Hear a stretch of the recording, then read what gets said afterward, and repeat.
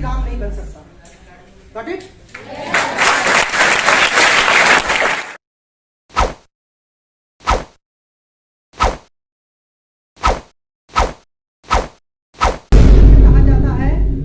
कहा जाता है कि जेब में गांधी हो या ना हो, लेकिन दिल में आंधी होना जरूरी है। मुसीबत आती है, कुछ लोग टूट जाते हैं, लेकिन उसी मुसीबत में कुछ लोग रिकॉर्ड तोड़ देते हैं।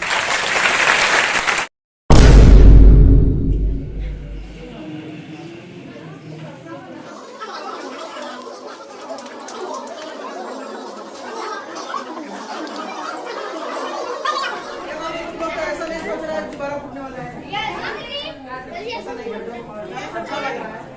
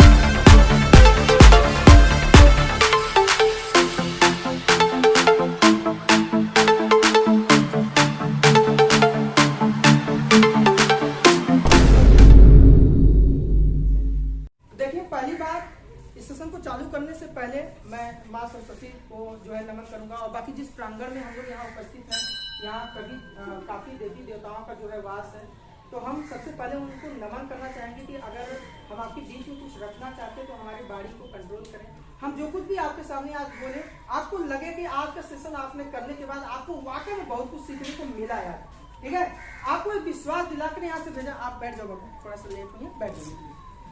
आज के बाद ये जब आप क्लास करके जाओगे ना, मैं आपको विश्वास दिलाता हूँ, आपको लगेगा वाकई में हमने अपने लाइफ में बहुत से सेशन को या क्लास को या इवेंट को आपने देखा होगा, ये बहुत ही अलग होने वाला है। आज बहुत कुछ सीखेंगे। थोड़ा सा एडजस्ट करिएगा बच्चे, बैठ जाओगे। मैं सबसे पहले जो बच्चे यहाँ 1 बजे से आकर काफी डेकोरेशन का काम या जो भी यहाँ साफ सफाई का काम, जो लोग और बाकी देखिए खाने पीने की व्यवस्था में उन लोग सहयोग किया, हम सभी बच्चों को दिल से एकदम धन्यवाद देना चाहते हैं, तहे दिल से थैंक यू बोलना चाहते हैं, क्योंकि उन बच्चों का काफी योगदान रहा। 1 बजे से आके कंटिन्यू बच्चा कोई रुका नहीं है, और 2-3 बच्चे जो हमारे छोटे बच्चे रहे हैं वहाँ साइकिल का मैनेजमेंट देखे हैं सभी क्लास, आप लोग देखे आए होंगे, 2-3 बच्चे वहाँ रहे होंगे, सबका क्लास वाइज साइकिल रखवा रहे थे। हम सभी बच्चों का, चाहे छोटे बच्चों सीनियर बच्चों, सभी का तहे दिल से एकदम धन्यवाद देना चाहते हैं जो सहयोग की इस सेशन को यहाँ तक पहुँचाने के लिए। बाकी यही चीज आप पेशेंस अपना रखे रहिएगा, बाकी बहुत कुछ आप सीखने को मिलने वाला है। मैंने आपसे क्लास के दौरान भी डिस्कशन किया था कि आप लोग क्लास को जरूर ज्वाइन करेंगे, कोई भी बच्चा मिस नहीं करेगा, क्योंकि ये चीज आपके लिए एक ऐसा चीज होने वाला है ना कि आपको एक अलग फीलिंग देगा कि आकर हमने अगर क्लास को ज्वाइन किया ना तो बहुत कुछ सीखा। चलिए शुरुआत करते हैं। जिस सेशन को आप यहाँ दूर दूर से चलकर यहाँ तक पहुंचे हैं, पहले हम उस शब्दों पर या उन व्यक्ति पे जो है फोकस करना चाहेंगे। आज 5 सितंबर शिक्षक दिवस का दिन हम आप सेलिब्रेट करने यहाँ पर आए हैं। ये 5 सितंबर शिक्षक दिवस का दिन हमारे लाइफ में इतना इंपॉर्टेंट क्यों है? वाई, क्यों इतना इंपॉर्टेंट है? आज इसी बिंदु पर, इसी बात पर हम आपके सामने चर्चा करने वाले हैं और उम्मीद है ये चीज जानेंगे ना तो आपको लगेगा हाँ कुछ सीखा मैंने, कुछ जाना मैंने। तो चलिए शुरुआत करते हैं। 5 सितंबर हमारे लाइफ में, आपके लाइफ में, या हर व्यक्ति जो स्टूडेंट्स नहीं बल्कि पढ़ाई करके आगे निकल चुका है, उन सभी व्यक्तियों का आज एक बहुत ही महत्वपूर्ण दिन है 5 सितंबर शिक्षक दिवस। हमारे जीवन में चाहे कोई व्यक्ति स्कूल छोड़ चुका है, चाहे इवन स्कूल के दौरान भी है, उसके लाइफ में टीचर होते हैं नहीं होते हैं, हमारे जीवन में भी रहे हैं। आज मैं आपके बीच में एक शिक्षक के रूप में खड़ा हूँ। हमारे जीवन में काफी टीचर रहे हैं, मैं उनको तहे दिल से नमन करता हूँ, जिनकी बदौलत आज मैं यहाँ खड़ा हूँ। आज कोई मुझे टीचर शिक्षित किया है, कोई बताया, कोई सिखाया है, तभी तो मैं यहाँ आके बोल पा रहा हूँ। क्यों भाई, सही है? हर एक टीचर हमारी लाइफ में प्राथमिक से लेके हमने ग्रेजुएशन, बीएड, एमएड सब कर डाला।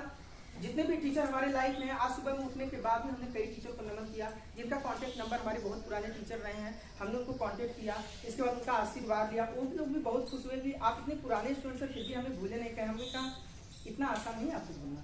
जो व्यक्ति एक एक सीढ़ी चढ़ाकर हमें यहाँ तक पहुंचा दिया है, उसको भूलना इतना आसान है, उसको भूलना इतना आसान नहीं है। सही बात है ना? तो हमने उनको नमन किया, उनको भी बड़ा अच्छा लगा। आज वही सेशन हम लोग यहाँ करने वाले। 5 सितंबर शिक्षक दिवस के दिन डॉक्टर सर्वपल्ली राधाकृष्णन हमारे जीवन के बड़े महत्वपूर्ण व्यक्ति रहे हैं। शायद हम उन व्यक्ति को नहीं देखे होंगे, फोटो के माध्यम से देखे होंगे, लेकिन जब वो व्यक्ति जिंदा थे तो हम लोग नहीं थे, लेकिन जब वो व्यक्ति मरे तब पर भी हम लोग नहीं थे। लेकिन इसके बावजूद भी ये दिन हमारे लिए इतना महत्वपूर्ण कि हम लोग उसको सेलिब्रेट करें। क्यों? चलिए उस बिंदु को आपके बीच में रखते हैं कि इतना महत्वपूर्ण हमारे लिए पॉइंट क्यों है। आज हम उसको सेलिब्रेशन के रूप में यहाँ मनाने के लिए क्यों उपस्थित हुए हैं, एक एक पॉइंट पर डिस्कस किया जाएगा आपके बीच में। 5 सितंबर शिक्षक दिवस सन 1888 तमिलनाडु के तिरुतानी नामक स्थान पर हमारे महान व्यक्ति डॉक्टर सर्वपल्ली राधाकृष्णन का जन्म हुआ था। कोई व्यक्ति नहीं जानता था कि जब वो पैदा हुए थे तो उनके नाम पे इतना बड़ा इवेंट रखा जाएगा, उनके नाम पर बच्चे सेलिब्रेशन रखेंगे, कोई नहीं जानता था।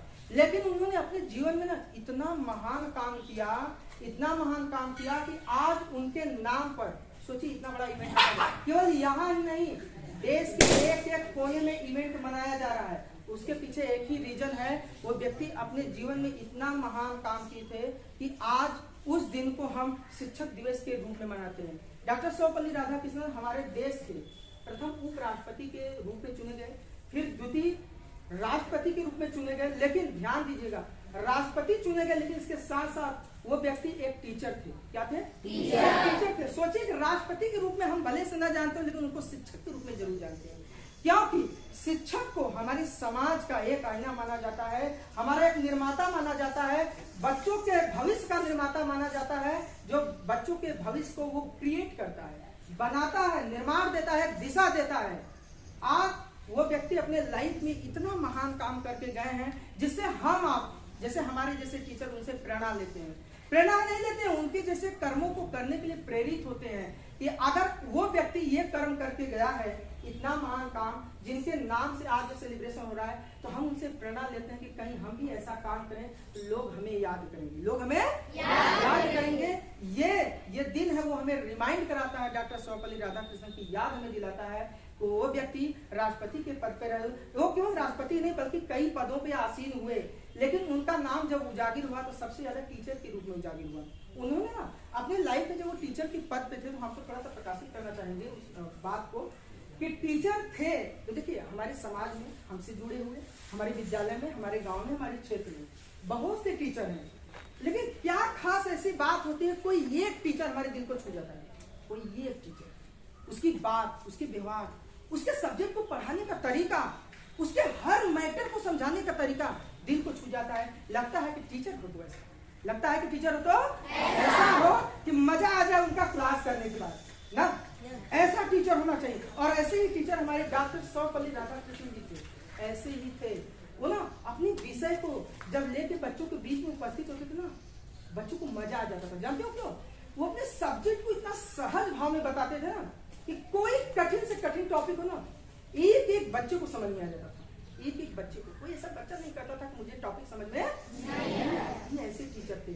और कोई भी लाइफ की कोई भी परिस्थितियों से वो इस सहज भाव से निकल जाते थे ना, उनको लगता था कि चुटकियों का खेल है, तो बच्चों का खेल है। लेकिन इतने कुशल प्रकांड विद्वान व्यक्ति हमारे बीच में अब नहीं है। उनकी मृत्यु सन 1975 में ही हो गई थी, लेकिन आज लगभग उनके मृत्यु के 40 से 45 बरिस बीत चुके हैं। जरा सोचिएगा, ये बहुत छोटी बात नहीं है। 40 से 45 बरिस उनकी मृत्यु को बीत चुके हैं, लेकिन आज उस व्यक्ति को याद किया जाता है। आपने कभी गौर किया? हमारे गांव में भी बहुत व्यक्ति मरते हैं। हमारे घर में भी कोई हो जाता है, ऐसी इवेंट घटना हो जाती है, पड़ोस में हो जाता है, गांव में हो जाता है, शहर में हो जाता है, देश में हो जाता है, लेकिन उनको कोई याद नहीं करता है। 10 दिन, 15 दिन, 20 दिन बस काफी है। 45 बरिस से अगर किसी व्यक्ति को याद किया जा रहा है तो उसके कर्मों में दम होगा। क्यों भाई? क्या कर्मों में दम होगा? याद भी 45 बरिस के बाद उस व्यक्ति को याद किया जा रहा है। तो इसीलिए कहा जाता है कि जन्म लेना तो भाग्य की बात है, जन्म लेना तो भाग्य की बात है, लेकिन मृत्यु होना समय की बात है। लेकिन मरने के बाद किसी को दिलों पे राज करना, ये तो कर्मों की बात है। ये तो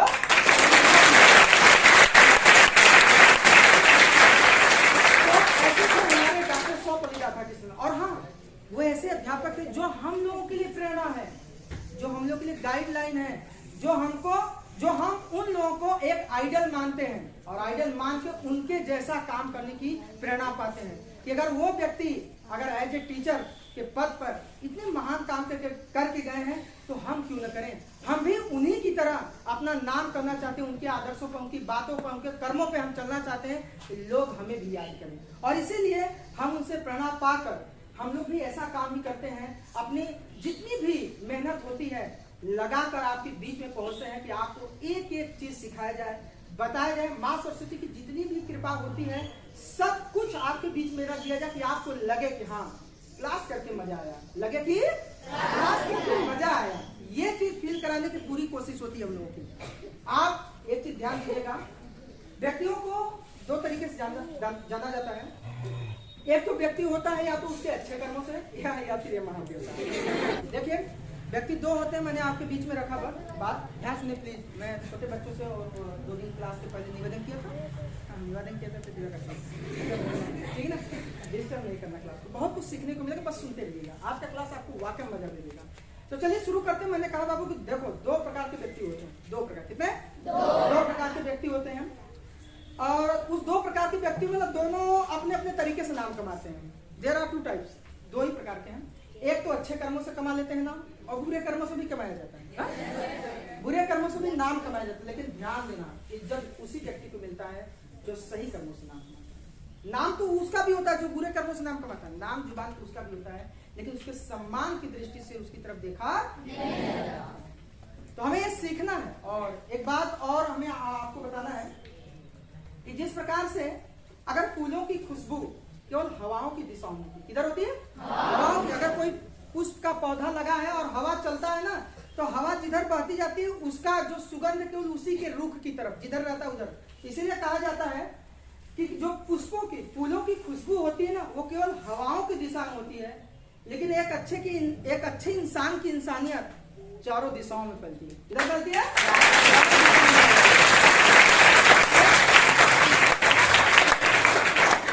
तो हमें फूल की खुशबू की तरह नहीं बल्कि एक अच्छे इंसान की इंसानियत को जगाना है, जिसकी खुशबू चारों दिशाओं में फैलनी चाहिए। कितनी दिशाओं में? चारों दिशाओं में। और ये इसीलिए डॉक्टर सर्वपल्ली राधाकृष्णन को हम लोग याद करते हैं आज के दिन। अब हम आपको बताना चाहते हैं कि देखिए, अगर आप अपना नाम कमाना चाहते हैं ना, नाम, तो 2 तरीका आपको यूज करना पड़ेगा। कौन सा तरीका? 2 तरीके। अब चलिए वो दोनों तरीकों को हम आपके बीच में रखना चाहते हैं कि किस प्रकार से आप अपना नाम कमा सकते हैं। आपके बीच में हम एक कहानी पहले रखेंगे, उस कहानी को आप ध्यान पूर्वक सुनिएगा। उस कहानी से आपको बहुत कुछ सीखने को मिलने वाला है, विश्वास रखिएगा। आपके बीच में हम कहानी रख रहे हैं, उस कहानी को ध्यान सुनना। एक गुरु और शिष्य की कहानी हम आपके बीच में रखेंगे और उसके माध्यम से आपको बहुत कुछ सिखाने वाले हैं। चलिए पहली चीज, एक गुरु थे, गुरु नानक, और उनके शिष्य का नाम था मर्दाना। फिर से नाम सुनिएगा। एक गुरु थे गुरु नानक और उनके शिष्य का नाम था मर्दाना। वो गुरु और शिष्य ना, उनका दिनचर्या क्या होता था, वो लोग सुबह से निकल जाते थे घूमने टहलने के लिए। वो घूमने टहलने के लिए निकल जाया करते थे, और जब घूमने टहलने के लिए निकल जाया करते थे, देखिए उनकी दिनचर्या क्या होती थी। वो घूमते घूमते घूमते घूमते जिस गांव में पहुंचते थे, वैसे तो कई गांव से होकर उनको गुजरना रहता था, मांगते फिरते खाते पीते ऐसे निकल जाते। हमारे गांव में भी ऐसे बहुत बाबा लोग आते होंगे ना, घूमते फिरते ऐसे खाते पीते निकल जाते हैं। लेकिन ये कहानी गुरु नानक और मर्दाना की है कि वो लोग ऐसे घूमते फिरते चले जा रहे थे, और जहां शाम हो जाता था ना, वहीं उसी गांव में लोगों से प्लेस कुछ जगह मांग कर कि भैया हम लोग राही हैं, हम लोग आपके गांव में आए, शाम हो गया, कहाँ जा सकते हैं, अगर आप लोगों का ऑर्डर हो, आदेश हो, आज्ञा हो, तो आपके गांव में हम रात बिताना चाहते हैं, और जैसे ही सुबह होगी हम लोग यहाँ से चले जाएंगे। अब जरा देखिएगा, ऐसे ही गुरु नानक और मर्दाना एक गांव में पहुंचे हैं। अब गांव में जब पहुंचे हैं तो जरा देखिएगा उस गांव वालों के व्यक्तियों का बिहेवियर क्या। जैसे ही गांव में पहुंचे हैं, वहां के गांव वाले उन लोगों को गांव में रहने नहीं दिए। मतलब गांव में पहुंचे और पूछे कि भैया हम लोग राही हैं, बड़े दूर से आए, थके हारे हैं, हम आपके गांव में रहना चाहते हैं, अगर आप लोग रात भर के लिए केवल जगह दे देते तो हम आपके गांव में रह जाते, फिर सुबह होते हम लोग यहाँ से चले जाएंगे। लेकिन गांव वाले उस व्यक्ति को, गुरु नानक और मर्दाना को वहां रहने ही नहीं दिए, डांट के मार के भगा दिया कि यहाँ आपको कोई जगह नहीं, यहाँ से चले जाइए। वो लोग बेचारे विवश हो गए, रात का समय था, वो लोग गांव से निकल जाते हैं बाहर। लेकिन जरा देखिएगा, जैसे ही गांव से बाहर निकले हैं ना, तो जो गुरु थे गुरु नानक, वो अपने शिष्य मर्दाना से एक बात बोलते हैं, पॉइंट नोट करिएगा, बहुत इंपॉर्टेंट पॉइंट। जैसे ही गुरु नानक अपने शिष्य से बोले कि मैं भगवान से प्रार्थना करता हूँ ये गांव वाले इसी गांव में रहें, ये कहीं भी न जाएं। फिर से पॉइंट सुनिएगा, गुरु नानक ने भगवान से प्रार्थना किया गांव से बाहर निकलने के बाद कि मैं भगवान से प्रार्थना करता हूं कि यहाँ के व्यक्ति जो गांव के हैं ना, इसी गांव में रहें, कहीं इस गांव से छोड़कर कहीं बाहर न जाएं। इसके बाद भाई रात हो गई थी, किसी प्रकार से लोग बाहर रात गुजारे, सुबह हुआ, चल दिए फिर घूमने का। अब टहलते टहलते टहलते टहलते किसी अन्य गांव में पहुंचे, शाम हो गया है। अब उस गांव वालों से वो आज्ञा मांगे कि हम लोग राही हैं, बड़े दूर से आए हैं और आपके गांव में रात बिताना चाहते हैं, अगर आप लोगों की आज्ञा हो, भाई आप लोगों का गांव है, तो हम लोग केवल रात गुजारेंगे, इसके बाद हम लोग यहाँ से चले जाएंगे सुबह होते ही।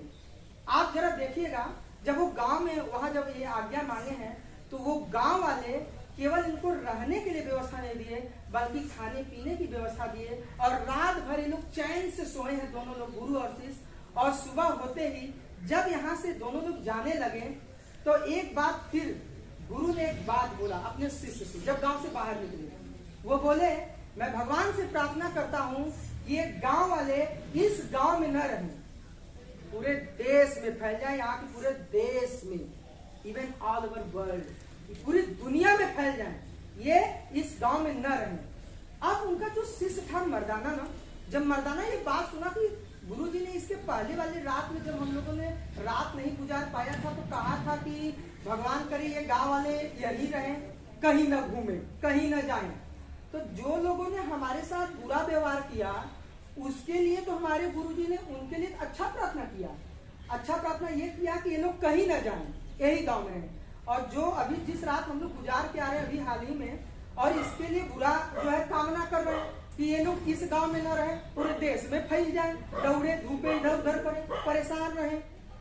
ये कैसा गुरुजी ने ये बात बोला, हमको समझ में नहीं आया। तो मर्दाना बड़ा कंफ्यूज था, अपने गुरुजी से उसको रहा नहीं गया और पूछा कि गुरुजी ये बताइए, जो इसके पहले वाले रात हम लोग गांव में गुजार के आए थे, वो लोग बड़ा अभद्र व्यवहार हम लोग के साथ किए थे, उनके लिए तो आप कहे कि यही रहे, कहीं न जाए, और जो हमारे लिए अच्छा व्यवहार किए आप उनको कह रहे कि अपने गांव में नहीं रहे, पूरा देश में फैल जाए। ये बात मुझे समझ में हमें समझाइए, ये क्या बात है।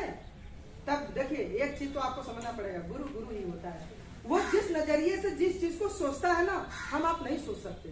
जरा देखिएगा उस गुरु की बात, आप जानकर दंग रह जाएंगे, और आपको यहाँ से एक बहुत ही मोरल चीज, बहुत ही नैतिक शिक्षा सीखने को मिलेगी। तब गुरु ने समझाया कि देखो बेटा, जो पहला गांव हम लोग जहाँ ठहरे थे, हम लोग ठहरना नहीं दिया गया था, उनका व्यवहार अच्छा नहीं था, इसलिए हम भगवान से प्रार्थना किए ये गांव वाले कहीं न जाए, इसी गांव में रहें, क्योंकि अगर वो लोग पूरे देश में घूमेंगे तो उनके अंदर जो कमियां है, जो अभद्रता है, वो एक जगह से कहाँ घूमेगा, पूरे देश में घूमेगा। और इसीलिए जो हमने अभी हाल ही में गांव से निकल कर आया, जहां हम लोगों का अच्छा व्यवहार हुआ, खाना पीना मिला, कितने अच्छे व्यक्ति थे, कितने संस्कारी थे। हम चाहते हैं कि ऐसे व्यक्ति एक जगह न रहे, बल्कि पूरे देश में घूमे और लोगों को अच्छी शिक्षा दे, लोगों को बताएं, सिखाएं कि दूसरों का सेवा करना सबसे बड़ा परोपकार है। ये वो व्यक्ति नहीं जानता था जो पहले गांव वाले थे, लेकिन ये लोग को देखो कितने अच्छे व्यवहार व्यक्ति वाले थे। हम लोगों को रहने के लिए नहीं बल्कि खाने के लिए भी व्यवस्था दिए। इसीलिए मैंने इनको कहा कि ये इनके अंदर जो कुछ क्वालिटी है, ये क्वालिटी पूरे देश वालों के अंदर होनी चाहिए। इसीलिए मैंने कहा कि ये पूरे देश में फैले, सभी लोगों से मिले, सबको मोटिवेट करें, सबको बताएं कि जिंदगी कैसे जी जाती है। इसीलिए उन्होंने ये बात कहा। तब मर्दाना को समझ में आया कि हाँ गुरु जी, आपने जो कहा अब हमको समझ में आ गया। ये चीज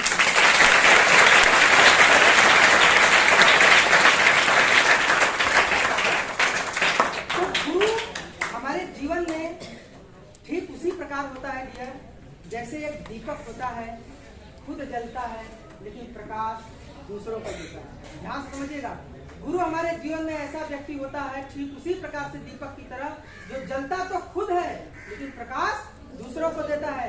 टीचर की परिस्थितियां हम आप नहीं जानते हैं, व्यक्ति बीमार है, क्या है, किस स्थिति में है, लेकिन वो हर संयम अपना प्रयास करता है कि आपके बीच में आकर आपको कुछ सिखाए, आपको बताए, आपको चेताए, आपको गाइडलाइन करे। उसके अंदर ये चेतना होती है क्योंकि वो जानता है ये बच्चों के जो भविष्य की जो बागडोर है ना, मेरे हाथ में। इसीलिए तो कहा जाता है कि गुरु गोविंद दो खड़े काके लागू बलिहारी, गुरु आपने गोविंद दियो। क्योंकि हम लोग जब पैदा होते हैं तो अज्ञानता से भरे होते हैं कि नहीं, शिक्षा और ज्ञान। वैसे तो कहा जाता है माता पिता हमारे प्रथम शिक्षक होते हैं, ये बात सही है, इस चीज को हमने भी महसूस किया। लेकिन प्रथम शिक्षक के बाद वो जो शिक्षक है जो हमें जिंदगी की मुसीबत, किताबों का ज्ञान, दुनियादारी का ज्ञान वो देता है, जो हमारे विद्यालय के टीचर होते हैं, होता है कि नहीं, वही होते हैं जो हमें मार्गदर्शन करते हैं। अगर हम कभी भटक जाते हैं तो हमें रास्ता दिखाता है कि बेटा ये रास्ता गलत है, इस पे नहीं जाना, ये रास्ते पे आगे मुसीबत, क्योंकि जानता है वो, क्योंकि अगर आप उस रास्ते पे जाएंगे तो आगे चल के भटक सकते हैं। और इसीलिए पग पग पे वो जो टीचर डॉक्टर सर्वपल्ली राधाकृष्णन से प्रेरित होकर आपके बीच में आता है तो आपको हर एक कदम में सिखाता है, क्योंकि वो अपने कर्तव्यों को जानता है। क्योंकि मैं जानता हूँ कि एक अच्छा टीचर बनना सबके बस की बात नहीं है, क्योंकि मेहनत जो करता है ना वही आदर्श स्थापित करता है, क्योंकि हर व्यक्ति राम नहीं बन सकता। Got it?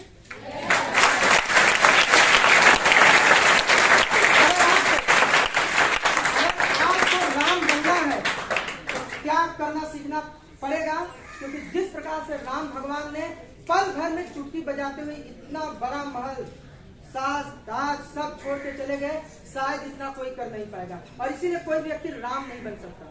अगर उनके लिए बनना पड़ेगा तो आपको उनके जैसा वो परिस्थितियां से गुजरना पड़ेगा जिस प्रकार से राम भगवान गुजरे थे। और वो हमारे प्रेरणा के स्रोत हैं, जिससे अगर हम कभी मुसीबत में हो, हमारे जीवन में कोई लालच आ जाए तो हमें उस भगवान से सीखना चाहिए कि जिसने पल भर में शायद अपने पिताजी की मनसा भी नहीं जान पाए थे, केवल जान गए थे दूसरे के माध्यम से कि हमें करना है तो कदम उठा लेते नहीं। अगर आपने रामायण देखा होगा तो उनके पापा अपने मुख से नहीं कहे थे कि आपको बन जाए, लेकिन केवल उनकी मनसा जान गए थे कि मेरे पापा की यही मनसा है, यही विशेष है कि मैं चला जाऊं, एक पल की भी देरी नहीं लगाए और सब कुछ त्याग के चले गए। ये क्या सबकी बस की बात नहीं है, बड़ी मोह माया है। इसीलिए इसी मोह माया में तो हम आप पढ़ाई नहीं कर पाते। आज की जनरेशन, हमारे बीच में बच्चे बैठे हैं जो सीनियर है, हम इसीलिए क्लास में आप लोगों को हमेशा स्टॉप प्रिवेंट करते हैं। मोबाइल बहुत जरूरी है, लेकिन मोबाइल अगर आपकी दिलों की धड़कनें बन चुकी है ना, तो समझ लीजिए कि इट वेस्ट योर लाइफ। ये आपका क्या कर सकता है, जिंदगी बर्बाद कर सकता है। इससे दूर रहना, क्योंकि मैंने अपने लाइफ में उस चीज को महसूस किया ना, जब पहली बार मोबाइल मिलता है तो बड़ी खुशी से पापा मोबाइल दिलवाएगा, पढ़ा बोली सब जने पढ़ा पापा दिलवा देना, हम पढ़ा। लेकिन पापा मजबूर हो जाते हैं, अच्छा देखिए पापा से मोबाइल मांगना चाहता तो एक ही इंटेंशन होता है, खूब मोबाइल आएगी तो IAS क्लियर। लेकिन बेटा के पास जो मोबाइल आता है ना, हाँ कुछ आदमी में रहता है मजा, हाँ पढ़ा भी टॉपिक तैयार, हाँ तैयार, तीसरे दिन से टीचर वाला टॉपिक एक और टीचर नया मेरे बता डाल कौन करना नया यही होता है, यही होता है। इसको बहुत दूर तक इस चीज पर रिसर्च किया है, इसीलिए हम कहते हैं डियर कभी क्लास 12 की पढ़ाई है और आपके बहुत से टीचर हमारे स्टाफ हैं, बाकी आपकी लाइफ में बहुत से टीचर हमेशा बताते हैं डियर 12th क्लास के स्टूडेंट्स, ये जो फाउंडेशन की आप पढ़ाई कर रहे हैं ना मजबूत कर लीजिए, नहीं तो आगे चल के इतने कमजोर हो जाओगे ना, जिस प्रकार से अगर नींव मजबूत नहीं होती तो घर गिर जाती है ये ना, उसी प्रकार से आपका हालत होने वाला है। एक टीचर जब आपको उस इंटेंशन से समझाता है तो उस चीज को सीखा करें, क्योंकि उसके पास अनुभव होता है, वो एक्सपीरियंस्ड है, वो जानता है कि इसका क्या मेरिट और डिमेरिट होता है। अभी आप उस चीज को नहीं जानते हो, जब भी कोई व्यक्ति हमारे सामने ये सब बातें रखता है तो हमें उसके वैल्यू को समझना चाहिए, क्योंकि एक चीज ध्यान देना, हर चीज अगर अपने ऊपर करके आप अनुभव लेना चाहोगे तो जिंदगी कम पड़ जाएगी। ध्यान समझना इस बात को, अगर हर चीज सोचोगे नहीं हम खुद करके अनुभव लेंगे, हम खुद करके अपने ऊपर अनुभव लेंगे, हम सीखेंगे, तो ध्यान देना जिंदगी बहुत छोटी होती है। लोग कहते हैं बहुत बड़ी थी, जिंदगी बहुत छोटी होती है। आपको अनुभव लेते लेते जिंदगी खत्म हो जाएगी, ये समझ लीजिएगा। किसी दूसरे अनुभव व्यक्ति से, एक्सपीरियंस व्यक्ति से सीखो। जब वो बताता कि ये चीज गलत है तो जरूरी नहीं कि हम करके सीखे थे, देखे कैसा लगा था, ऐसे नहीं होना चाहिए। हर चीज को अगर आप अपने ऊपर अप्लाई करते देखना चालू करोगे डियर तो लाइफ बहुत छोटी पड़ जाएगी। इसलिए अनुभवी व्यक्ति जो बताता है उसको एब्जॉर्ब कर लिया करो, सीखो। जो आपका पर्सनल अनुभव हो तो अनुभव हवा है, जो आपका अनुभव हो तो ठीक है, लेकिन कम से कम आपके बीच में जो एक्सपीरियंस व्यक्ति है वो आपको बताता है, उस चीज को ध्यान से सुना करो और उस चीज को तुरंत क्विट कर दिया करो, छोड़ दिया करो, क्योंकि आपको वो टीचर आपको बताया कि ये चीज गलत है तो उसको छोड़ो, नहीं तो आगे चलकर आप जो है बहुत परेशान हो जाने वाले हैं। अपने आप को मजबूत बनाओ, पॉजिटिव थिंकिंग रखो, मजबूती से एनर्जी के साथ अपना काम करना शुरू करो, जिससे आप अपने जीवन में अपने फ्यूचर को ब्राइट कर सकें। हमारी लाइफ में बहुत से ऐसे व्यक्ति होते हैं जिनका हम एग्जाम्पल उदाहरण लेके मोटिवेट हो सकते हैं। हम आपको बिहार के एक व्यक्ति की कहानी बताना चाहते हैं। आप लोग सुने नहीं होंगे लेकिन मैं आपको बताता हूँ, वो व्यक्ति एक ऐसा रिकॉर्ड खड़ा कर दिया। एक गरीब परिवार से पैदा हुआ व्यक्ति, माउंटेन ऑफ माझी ऑफ माउंटेन, कई नाम से उनको जाना जाता है। उनका नाम हमारे जुबान पर रहता है, अगर आप नहीं जानते तो मैं आज आपके बीच में उनकी कहानी बताऊंगा, जिससे आप लोगों को थोड़ा सा मोटिवेशन, थोड़ा सा एनर्जी मिलेगा कि नहीं सर, अगर हमारे जीवन में भी थोड़ी सी प्रॉब्लम आएगी ना, समस्या आएगी तो हम भी डट के लड़ेंगे। ठीक उसी प्रकार से जिस प्रकार से माउंटेन मैन लड़ा था। आप लोगों को मैं बता रहा हूँ, ध्यान से सुनिएगा, बहुत कुछ सीखने को मिलने वाला है। माउंटेन माझी बिहार का एक व्यक्ति, जैसे हम लोग उत्तर प्रदेश में रहते हैं, बिहार जहाँ की शिक्षा बहुत नीचे है, मालूम है आप लोगों को, बिहार की शिक्षा बहुत ही नीचे है। लेकिन एक चीज ध्यान देना, भारत को सबसे ज्यादा IAS PCS देने वाला वही राज्य है। तालियां होनी चाहिए।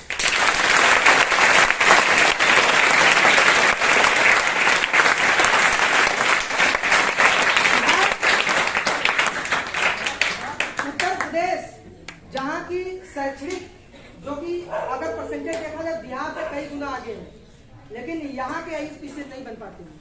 उसके पीछे एक चीज की बड़ी कमी है, यहाँ विल पावर। विल पावर हमारे पास नहीं, इच्छा शक्ति, जिसकी बदौलत हम आगे बढ़ते हैं। ये विल पावर उनके पास है, जो बिहार का व्यक्ति है माउंटेन का माझी, उसके पास है। उसने जो कर दिखाया ना, मैं आपको बताऊंगा वो क्या कर दिखाया, तो सुनिएगा।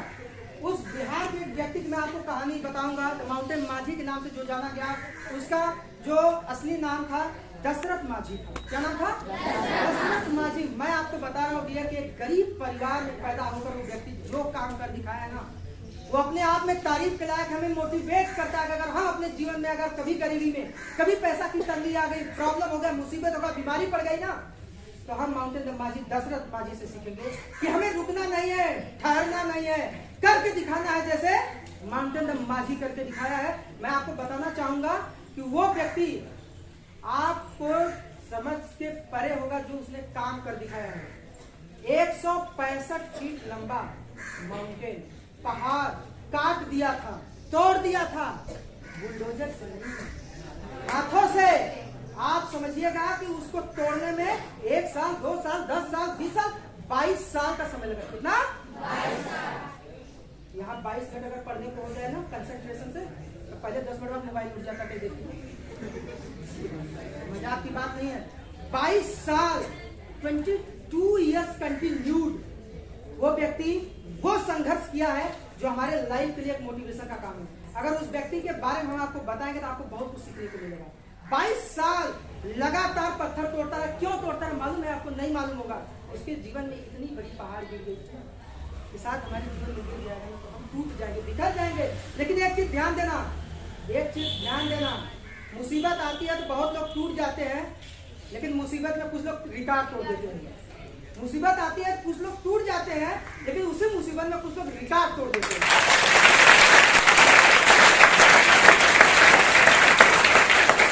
और ये सिखाता है दशरथ माझी की कहानी हमें कि अगर मुसीबत आएगा तो टूटेंगे नहीं, रिकॉर्ड तोड़ के दिखाएंगे।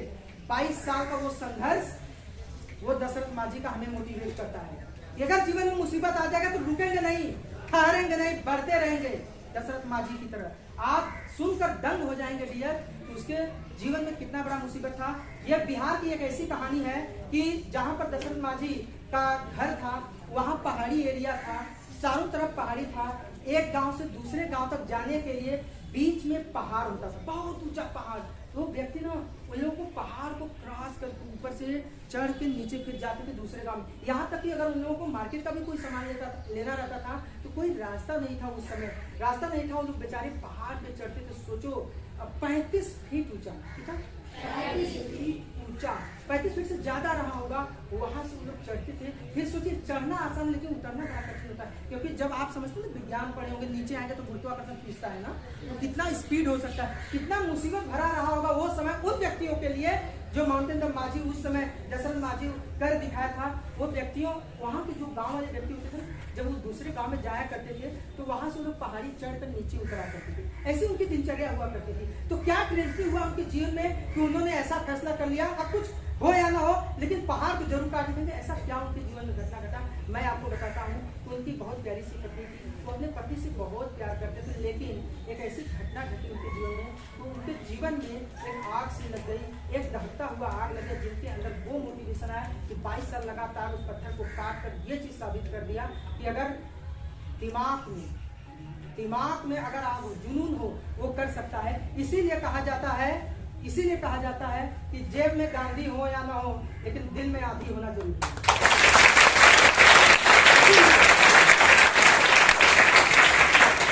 इसीलिए कहा जाता है कि जेब में गांधी हो या ना हो लेकिन दिल में आंधी होना जरूरी है। 22 साल का संघर्ष करके दिखा दिए। तो उनकी पत्नी, एक बार की बात है, उसी पहाड़ी से चढ़ के जा रही थी और दशरथ माझी पहाड़ी के उस पार काम कर रहा था और उस समय उनकी पत्नी प्रेग्नेंट थी और वो पहाड़ी चढ़ के जा रही थी। और पहले के जमाने में देखो ना, लोग खेतों में जब काम करते थे तो घरों वाले वही खेत में खाना पहुंचाने जाते थे, ऐसा होता था।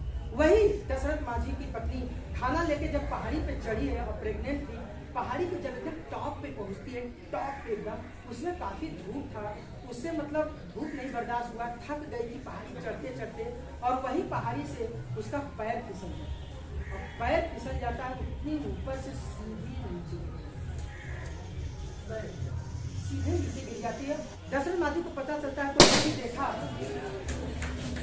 कोई व्यक्ति देखा कि दशरथ माझी की जो है पत्नी पहाड़ से गिर गई, दौड़ कर जाते हुए खेत में बताता है और दशरथ दौड़ते हुए जिस हाल में था, दौड़ते हुए आता है तो उसकी पत्नी पर खून से लथपथ, इतनी ऊपर से गिरी थी, खून से लथपथ रोने लगता है, लोगों को बुलाता है, लेकर अपनी पत्नी को। पहले के जमाने में देखो क्या होता था, अभी तो गाड़ियां मोटर है, लोग अगर कोई बीमार पड़ता है गाड़ी भर के तुरंत खड़ा के हॉस्पिटल पहुंचते हैं ना। पहले के जमाने में ऐसा नहीं था। पहले के जमाने में आप कभी फील करिएगा, दादा पूछे लोग खटिया पे ले जाते, जब कोई बीमार पड़ता था ना तो हॉस्पिटल भले से कितना दूर हो उसको खटिया क्यों सर ना, नहीं बैलगाड़ी खटिया जो कुछ भी होता था। आप जरा देखिएगा, वो लोग कपड़े में बांध कर, 2-3 लोग कपड़े में बांध कर उसको लट में बांध कर उसको लटका के ले जा रहे थे और हॉस्पिटल पहुंचते पहुंचते और उसकी पत्नी बचती नहीं, रास्ते में मर जाती, मतलब मर चुकी थी पहले से खत्म, लेकिन उनको भरोसा था कि हम लोग पहुंचेंगे। अब जरा देखिए कि जब वो लोग लेके जा रहे थे ना अपनी पत्नी को, फिर वही क्रॉस करके जाना था पहाड़, और वैसे बच तो जाती हूँ लेकिन वही पहाड़ी क्रॉस करने में इतना ज्यादा समय चला गया ना, टाइम ले लिया, तो उसकी पत्नी रास्ते में ही।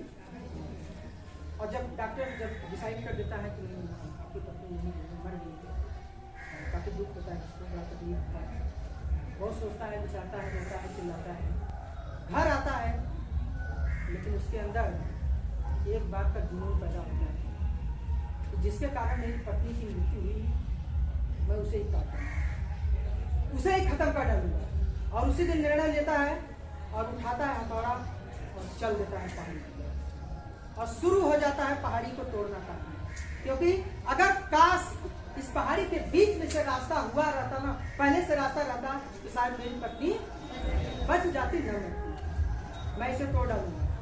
और शुरू हो जाता है एक जुनून के साथ, जज्बात के साथ। आप विश्वास करिए कि 22 साल तक थोड़ा सा समय नहीं, 22 साल हम लोग अपनी उम्र का कहते हैं कि अब इस समय में आधा उम्र गुजार ली, 22-24 साल कहते हैं, आधा उम्र तो अपनी पूरी उम्र वृद्धावस्था कर दिया। 22 साल कंटिन्यू पहाड़ी को तोड़ते हुए, और लास्ट में उसने हार नहीं माना। ये देखिए, पहाड़ी के बीच में से 25 फीट चौड़ा रास्ता पूरा पहाड़ी काट कर 165 फीट समझते हैं, लगभग एक अंदाज। यहाँ से वो जो रास्ता होगा ना, मेन गेट वाला, इतना जो पहाड़ का कितने साल में। इससे क्या पता चलता है? इससे पता चलता है ये कि अगर हमारे आपके लाइफ में भी मुसीबत आता है तो 22 साल था, हम लोग को 22 साल नहीं लगेंगे। रीजन है क्योंकि वो जमाना कुछ अलग था। उस समय मुसीबत को टैकल करने का, उससे लड़ने का कोई साधन नहीं था। आज तो हर साधन उपलब्ध है, हर सुख सुविधा उपलब्ध है, पढ़ने के लिए कापी किताब बिजली बल्ब सब कुछ उपलब्ध है। तो हम क्यों पीछे रहे? अगर हमारे जीवन में मुसीबत आता है तो हम भी ऐसे लड़ेंगे जैसे माउंटेन माझी लड़ेंगे।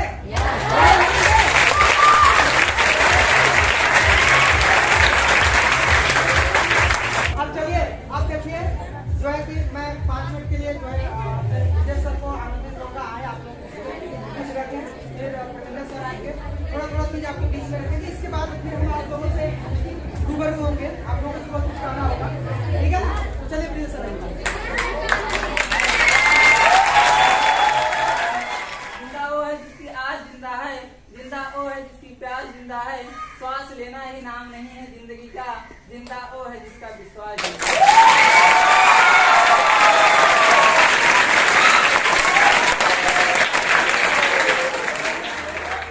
आप लोग समय को समझ नहीं पा रहे हैं, हमें लगता है समय के विषय में भी आपको कुछ बताना पड़ेगा।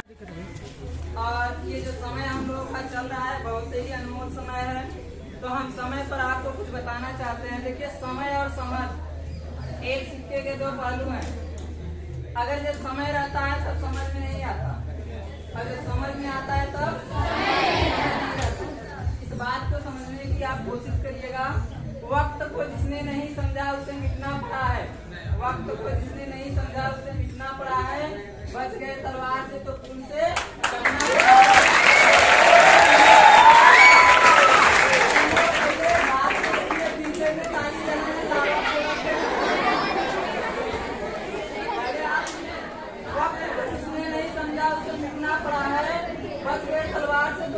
कटना पड़ा है। क्यों न कितनी ही बड़ी हो, क्यों न कितनी ही कठिन हो, हर नदी की राह से चट्टान को हटना पड़ा है।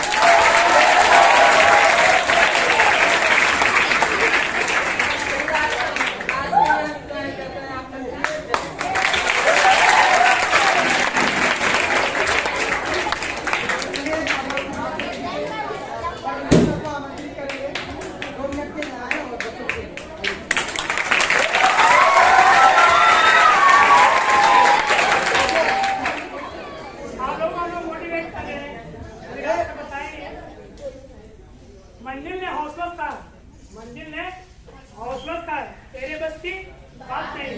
हौसलों ने मंजिल की आंखों में आंखें डाल के बोली, तेरी इतनी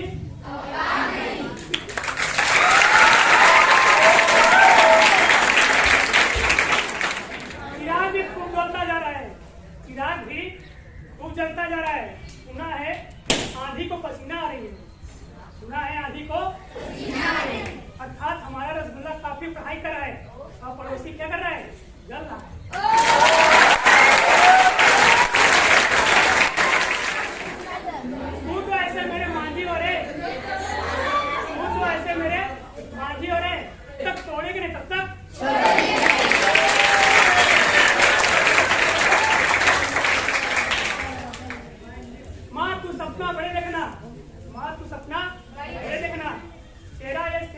करके दिखलाएगा।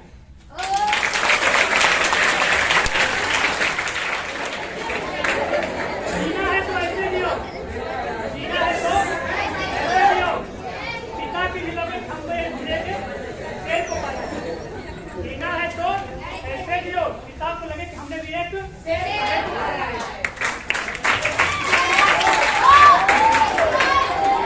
जीत हो यार, जीत हो हार, जीत हो हार, मुकाबला टक्कर की होनी चाहिए।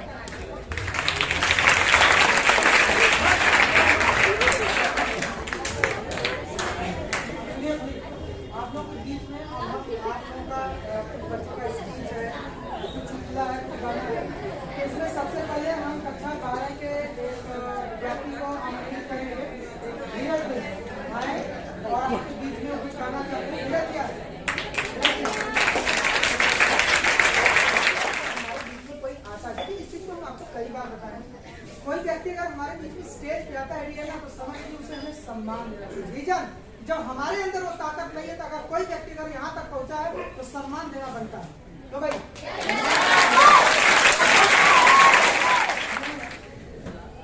बहुत गर्व फील हो रहा है इस बात का। ये वही लड़का है, काफी छोटे थे, हमारे पास आए थे पढ़ने, और आपको हम बता रहे हैं कि ये क्लास में खड़े होकर बोलने से डरते। क्या देखो, आज इस बात का हमें फक्र है, गुरूर है। ये बच्चा इतने समय से कंटिन्यू स्पीच दे रहा है, इतना बड़ा परिवर्तन। एक बार और ताली होनी चाहिए।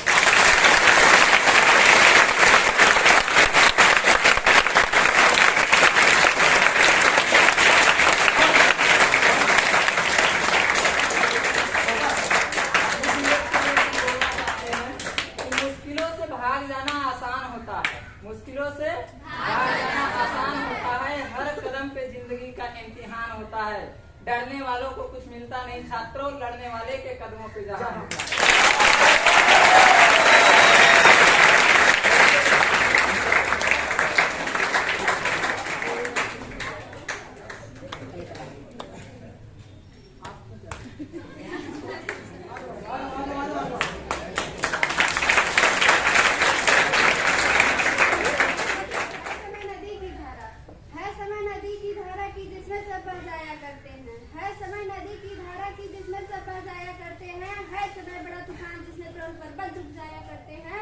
अक्सर दुनिया के लोग ठीक समय में चक्कर खाया करते हैं, लेकिन कुछ ऐसे होते हैं जो इतिहास बनाया करते हैं।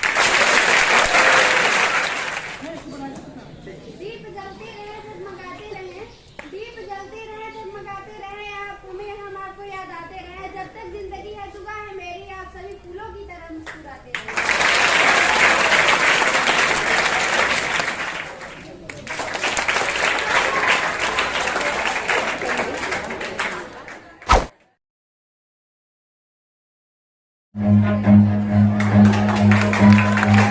Run.